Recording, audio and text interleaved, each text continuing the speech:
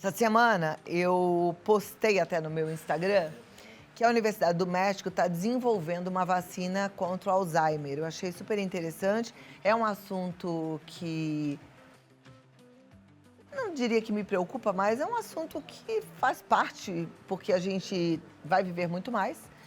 Provavelmente você conhece alguém que tem Alzheimer, né? E aí vem aquele grilo, será que eu tenho chance de desenvolver um Alzheimer? Então, quando a gente descobre que tem estudos sérios acontecendo, que quem sabe a gente vai ter lá na frente uma boa notícia, eu gosto muito. E aí, hoje a gente recebe um médico especialista nesse assunto e que traz para a gente mais novidades, mais informações, e ele tem nos ajudado muito, principalmente, a fazer o que é possível para prevenir sintomas de demência, como, por exemplo, o Alzheimer. Segundo o Ministério da Saúde, mais de 1,2 milhões de brasileiros vivem hoje com Alzheimer. Uma doença que afeta principalmente pessoas a partir dos 60 anos e traz grande impacto para as famílias, né? A ciência está avançando, como eu te falei. Tem aí também a aprovação de novos tratamentos, medicamentos que podem retardar a progressão do Alzheimer, mas quem vai explicar tudo para a gente é ele, neurologista, Dr. Flávio Salem. Seja bem-vindo. Muito obrigado Obrigada novamente. por estar aqui com a gente. Muito obrigado, Uma alegria Flávio. te receber, viu? Obrigado.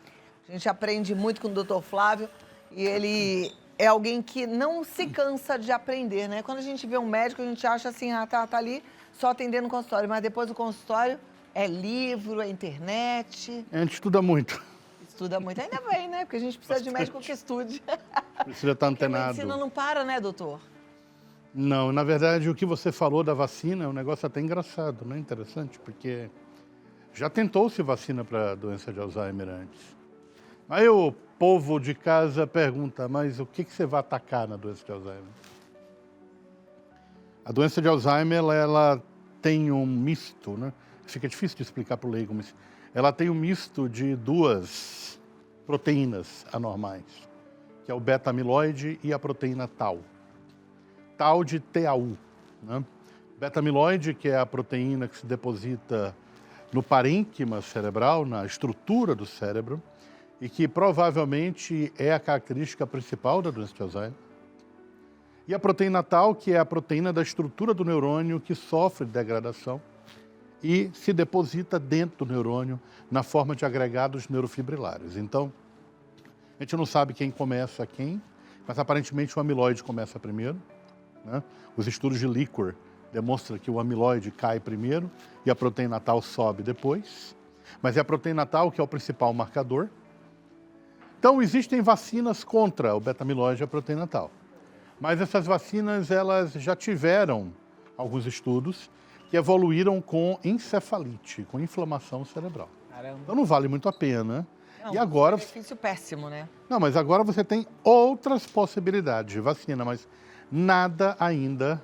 A gente fala que isso está no pipeline, ou seja, isso está ainda em laboratório, nada clínico.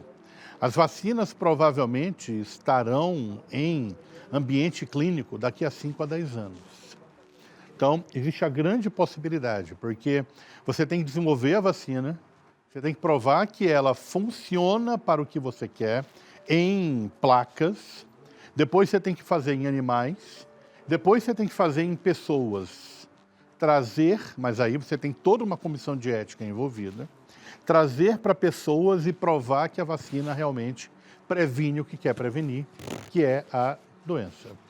E aí sim, depois que você prova, você lança para o público. Até chegar no Brasil, bota mais 1 ou 2 anos aí, por causa da morosidade de algumas coisas aqui dentro. Agora, a gente tem medicamento aprovado, né? Demorou, mas foi aprovado. E aí, como é que é esse medicamento, para quem é e o quanto ele de fato é eficiente?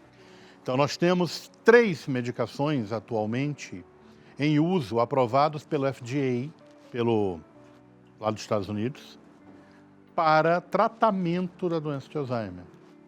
São o aducanumab, o lecanemab e o donanemab. O donanemab que foi liberado no Brasil. O aducanumab, ele foi liberado a toque de caixa nos Estados Unidos e não mostrou eficácia absolutamente nenhuma. O donanemab e o lecanemab têm eficácia, mas é uma eficácia pequena.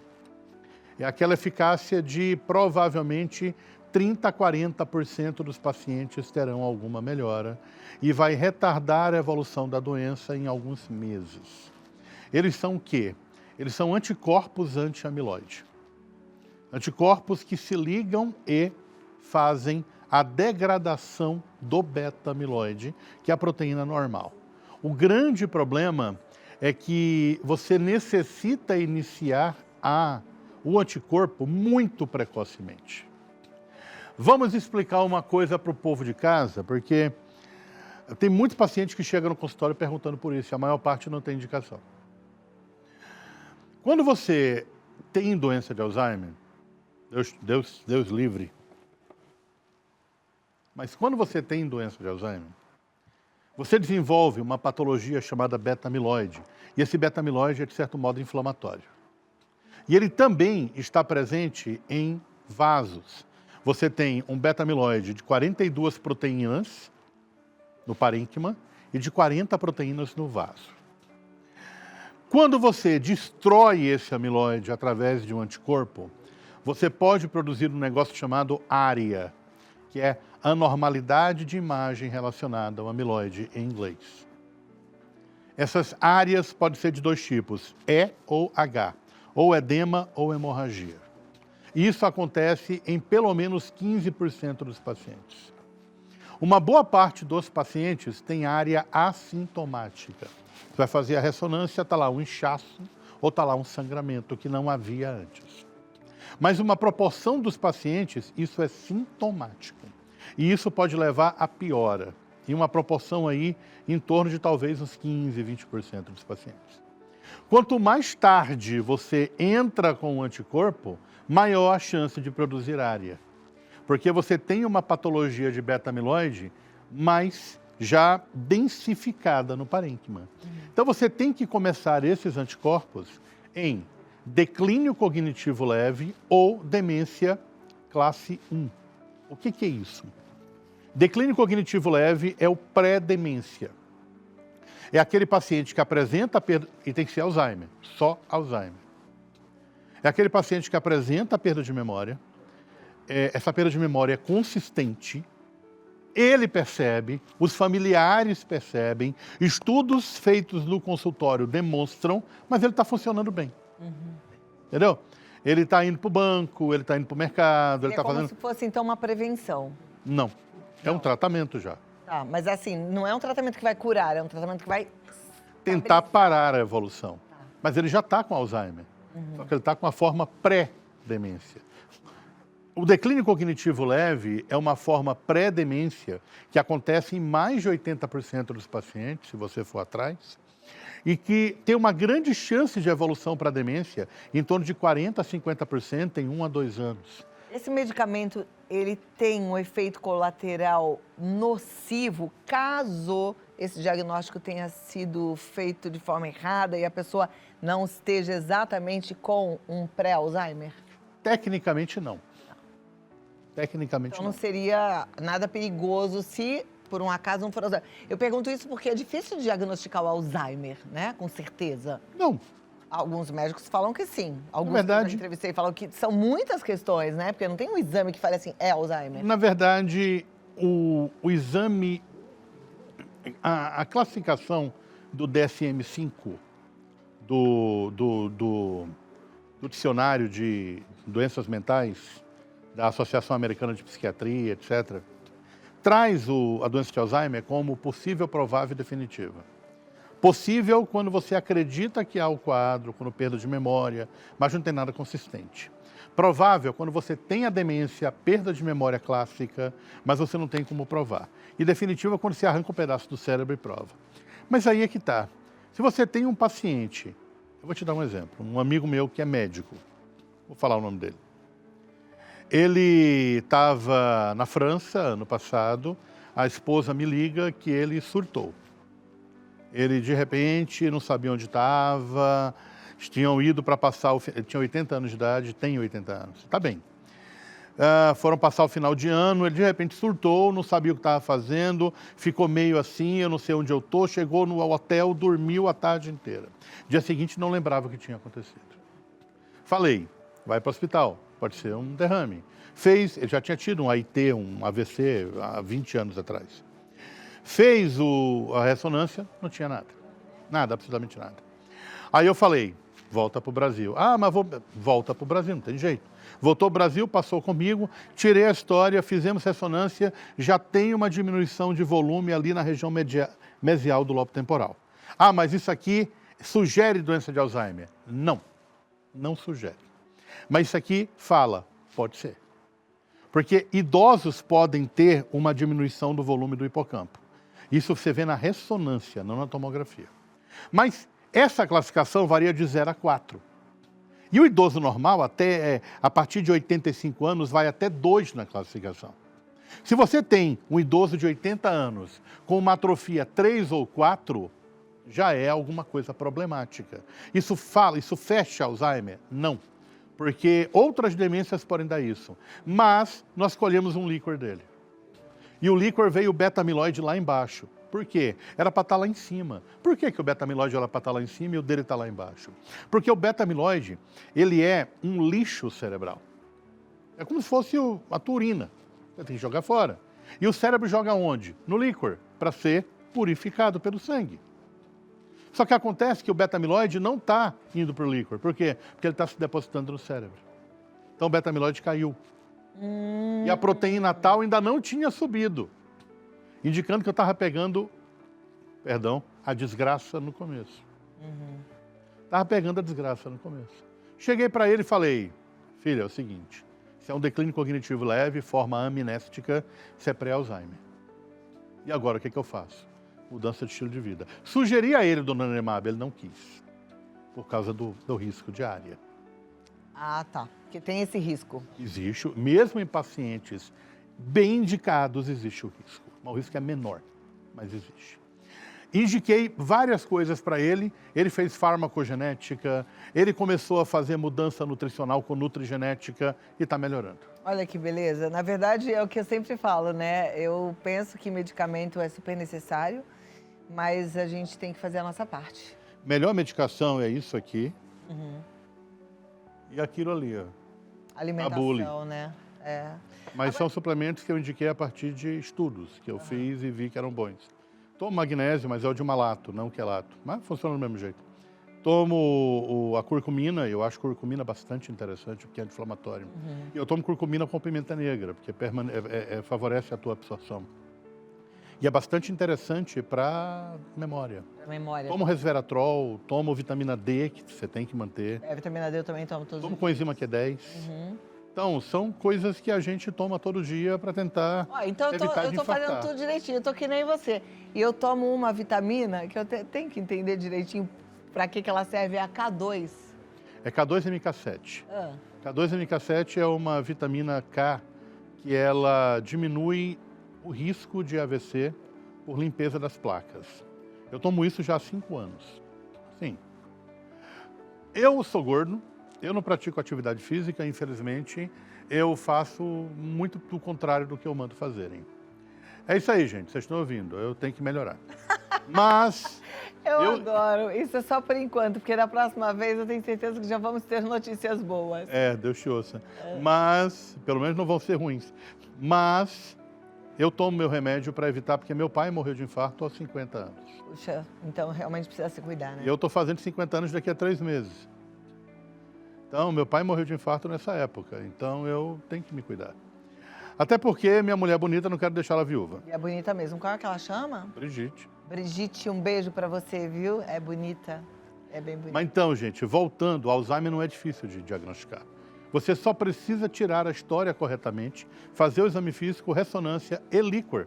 Agora, voltando aqui, a Donanemab. Donanemab, ela só pode ser usada em declínio cognitivo e... Forma Alzheimer. E Alzheimer. E estágio inicial. Inicial. E o que já não é mais inicial? Não tem indicação por causa do risco de sangramento cerebral. O que significa não ser mais inicial? Significa que o paciente já tem alteração de comportamento ou o paciente já tem proteína natal muito elevada no líquor, ou o paciente já tem ressonância bastante avançada. É aquela doença de Alzheimer que o paciente ainda não tem patologia amiloide suficiente para te causar problema. Você pega a ressonância, não tem microsangramento, não tem nada.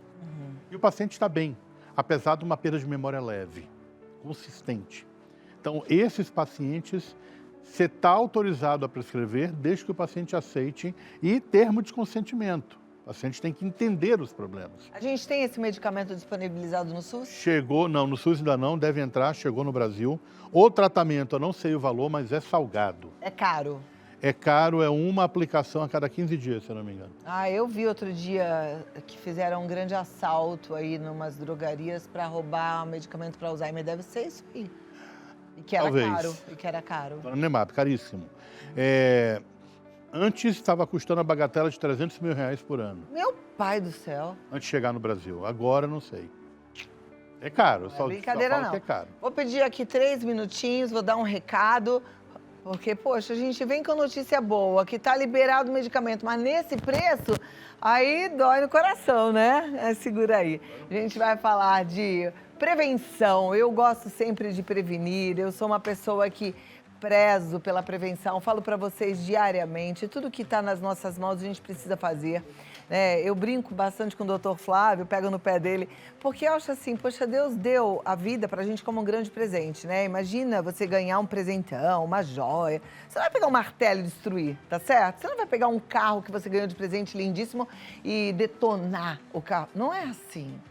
Quando a gente ama a pessoa que nos presenteou, a gente cuida ainda mais do presente, não é? Então eu quero que você cuide ainda mais de você, tá bom, minha amiga? Exercício físico, alimentação. Bora lá, doutor? Vamos. Eu deixei alguma pergunta no ar? Não. E o assunto é o quê? Não acredito. Tô só brincando. É só para chamar todo mundo de volta aqui, tá? Aquele momento de perguntas e respostas.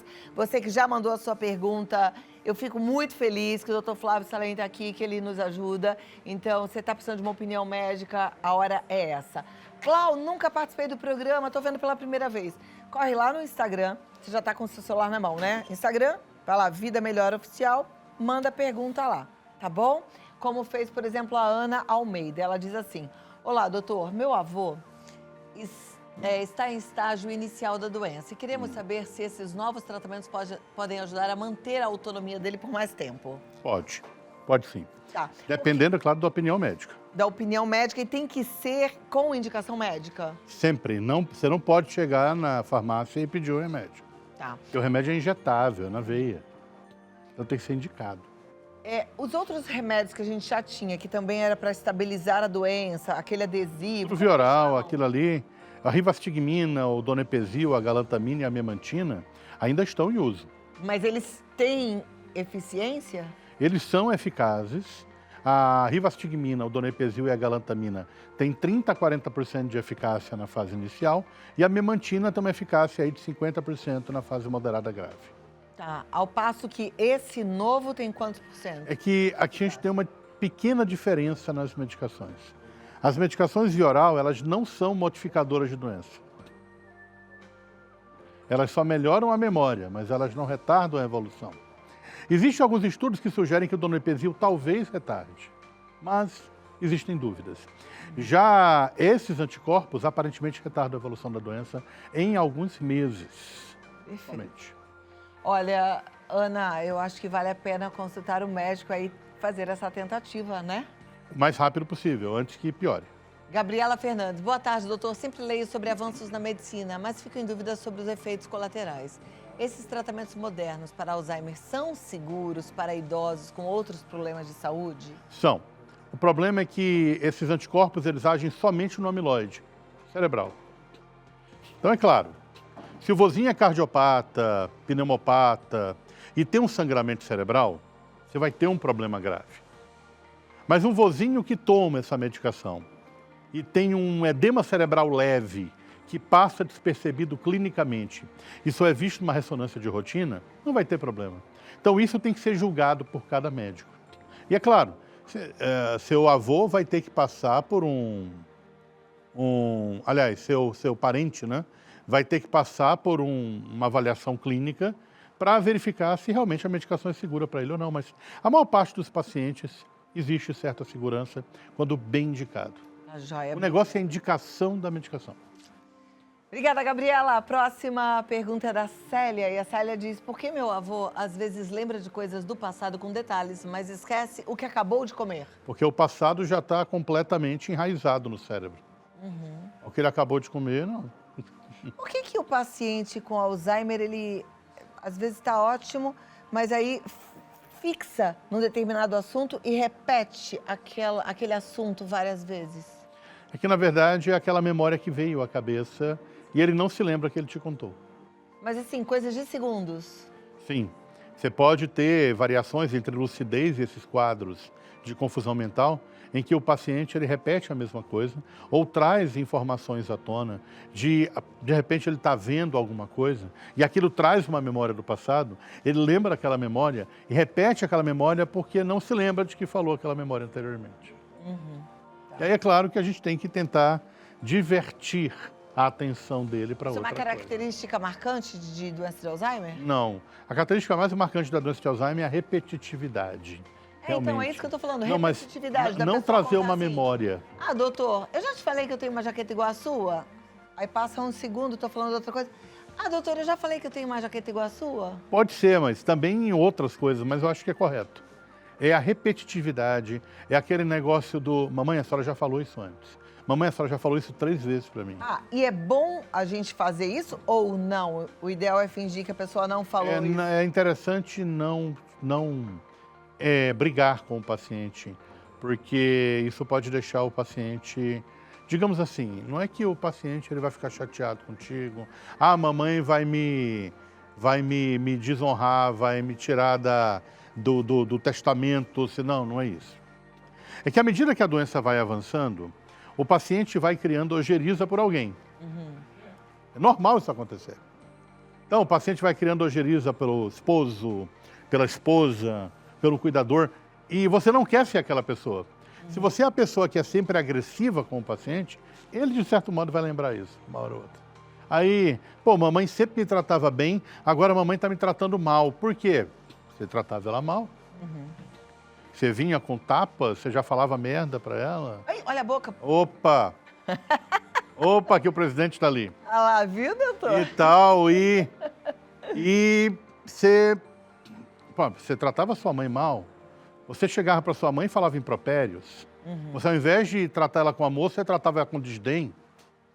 Desculpa, não é qualquer um que aguenta isso. E é interessante a gente ter esse alerta, porque às vezes você pensa assim, tá demente, não tá entendendo nada, então eu posso cutucar, eu posso perturbar, eu posso... Não pode, porque senão você pode ser essa pessoa que vai ser horrorizada por quem tá doente. Hoje, não queira ser o ogerizado da história. Não, vamos tratar com amor. Thalita Silva diz assim: olá, doutor Flávio, perdi minha tia para o Alzheimer e fiquei com medo de ter a doença no futuro. Quem faz parte do grupo de risco também pode se beneficiar desse tratamento preventivamente? Não há indicação para prevenção, a indicação é para tratamento tão somente. A prevenção é mudança de estilo de vida, alimentação adequada, diminuição de substâncias que causem efeitos oxidativos no corpo, especialmente açúcar em excesso, e manter a cabeça ativa. E exercício físico, né? Esse é a prevenção. Não há medicação para prevenir a doença de Alzheimer até hoje. Maravilha. É verdade que as pessoas que têm mais força nos membros inferiores estão mais protegidas do Alzheimer? Porque a força dos membros inferiores sugere que você tem músculo no corpo todo. E também sugere que você anda. Ou seja, você tem atividade física intensa e contínua. E durante o exercício a gente também libera algumas substâncias que principalmente a chamada irisina. A irisina que combate as placas amiloides. Irisina combate tudo, é um anti-inflamatório natural. É incrível. No congresso passado, do que teve na Filadélfia, no congresso que eu participei da doença de Parkinson, só se falava nisso. Muito bem. Silvio Tobias, qual a diferença da ação da donepezila, memantina e etc. comparado ao cannabis? Completamente diferente uma coisa da outra. Donepezila inibe a degradação da acetilcolina na fenda sináptica. A acetilcolina é o nosso neurotransmissor que sai lá de baixo do núcleo basal de Maynard, vai aqui para a região da frente e ativa a região frontal. Então você mantém melhor a memória. Fora que ela também ativa coisas aqui atrás, mantendo a marcha legal. Memantina vai agir lá no hipocampo, diminuindo a excitotoxicidade, ou seja, a toxicidade por radicais livres. E o cannabis, na verdade, não se sabe muito bem o que ele faz. O cannabis, ele é um modulador inibitório de sinapses, de várias. E aparentemente, eu gosto de cannabis, quem me conhece sabe que eu prescrevo cannabis há mais de 7 anos. Gosto de cannabis para doença de Alzheimer. Tenho mais de 50 pacientes com Alzheimer tomando cannabis. E melhora muito o comportamento, melhora sono, melhora a agitação, melhora a agressividade. Mas o cannabis demora para agir. Você precisa achar o ponto certo do cannabis para cada paciente. Não é só o cannabis, é o CBD, é o THC, é forma acídica, é CBG, é saber qual relação entre CBD e THC, 1 para 1, 2 para 1, 8 para 1, 10 para 1, 1 para 2. Isso tudo varia muito. Então, enquanto donepezil ou memantina são coisas indicadas basicamente daquele jeito, aquela posologia, cannabis é arte. Perfeito. Difícil. Bora lá. Obrigada, Silvio. Próxima pergunta, já vamos para a tela. Você que já mandou a sua, segura aí, tá bom? Enquanto isso, a gente vai aprendendo com a do outro. Tainá Santos. Minha mãe foi diagnosticada e está perdendo a fala. Está fazendo fonoaudióloga, mas não quer seguir o tratamento. O que fazer? Difícil. Quando o paciente ele ainda entende o que está acontecendo, ele ajuda. Quando o paciente não entende mais o que está acontecendo, ele não vai ajudar porque ele não sabe por que ele está fazendo. Não dá para forçar o paciente. É bom, então, que o paciente saiba que ele tem a doença de Alzheimer? Não necessariamente. Algumas famílias preferem não, mas é interessante que o paciente saiba que precisa tratar alguma coisa. Eu sou do ponto de vista anglicano, sou do ponto de vista anglo-saxônico, vamos colocar assim. Eu acho que todo paciente tem que ter o direito e o dever de saber o que tem, para que possa me ajudar a tratar. Algumas famílias, é claro que quando a filha chega e fala, doutor, eu não quero que ela saiba que tem doença. Tá bom, tudo bem. Mas eu chamo a filha de lado e falo, se ela não souber, ela não vai te ajudar. Ah, mas se ela souber, ela vai entrar em desespero. Me fala uma coisa, ela está entendendo o motivo do tratamento? Não. Ela quer fazer o tratamento? Bem, ela está fazendo porque está sendo obrigada. E se ela souber que ela tem uma doença e o tratamento pode ajudar a reverter ou pelo menos diminuir a velocidade, o que você acha? Reverter não, mas diminuir a velocidade, o que você acha? Seria ótimo, então a gente tem que contar para ela. Mas, na verdade, tem casos e casos, né? Porque, às vezes, tem paciente que vai lidar melhor mesmo com a vida se não souber. Eu acho que isso é mais importante nos casos de doenças que não tem o que fazer. Por exemplo, doença de Huntington. Você não tem absolutamente nada para fazer. O Alzheimer tem o que fazer. Alzheimer, talvez, uma doença de Huntington. Você vai dar remédio para diminuir os sintomas, que, na verdade, não tem o que fazer com a doença. Quem tem doença de Huntington, que é uma forma de coreia com demência, sabe? É uma doença genética e você não tem medicação para aquilo. Tá, mas o Alzheimer tem o que fazer?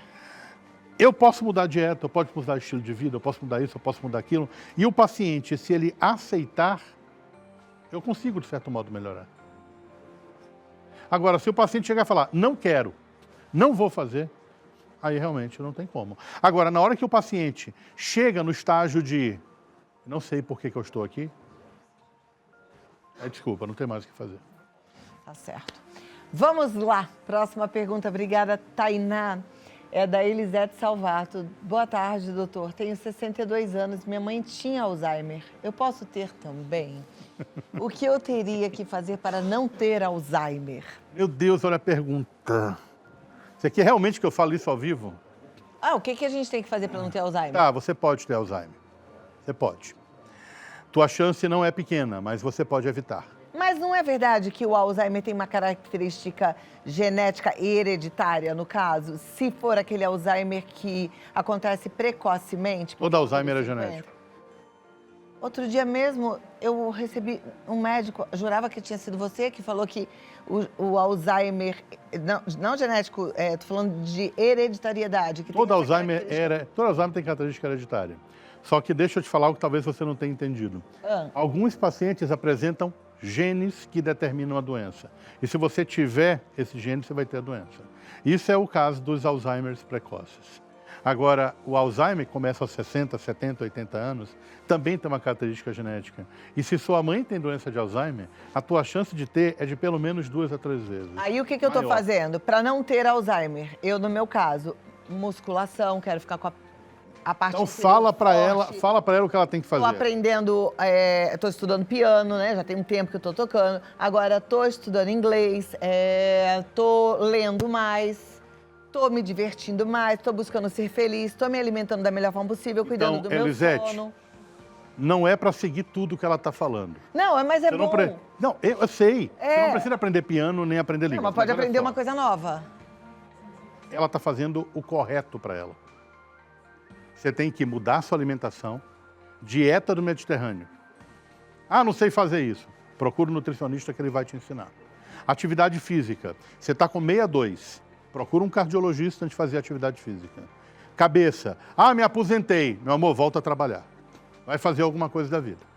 Não fique em casa só coçando a perna, não, senão vai dar merda. E, última, aprenda alguma coisa nova.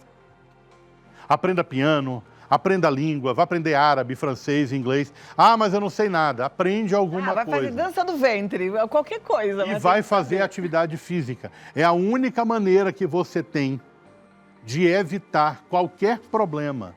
Porque o fator de risco mais importante para o Alzheimer se chama envelhecimento.